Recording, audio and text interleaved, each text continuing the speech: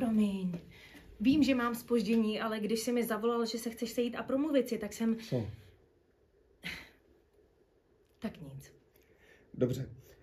Vím, že to teď mezi námi trošku... Promiň, prostě jsem nabourala tvoje auto.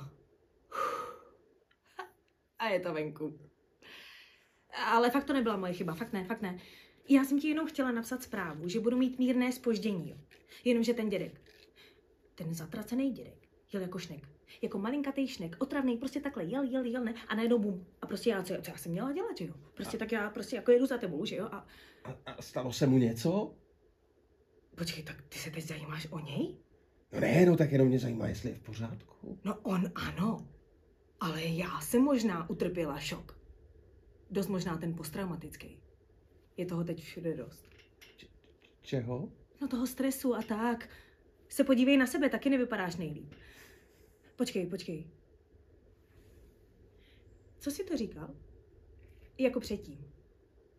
Že je to teď mezi námi trochu co? Trochu divný?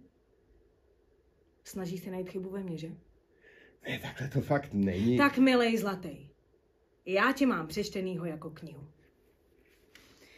Chceš to skončit, že? Ne, tak samozřejmě, že... Že co? Tak já ti něco povím. Být s tebou v posteli je teda taky... Sakra, můžeš být alespoň chvilku sticha.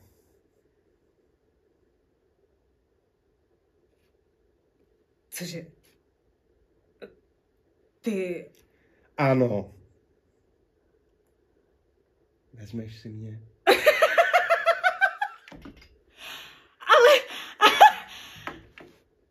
Bože! Ano! Ano! A ohledně té postele? Jo, no tak to jsem ti jenom chtěla říct, že kdybychom se rozešli, tak už nikdy nezažiju lepší sex než s tebou.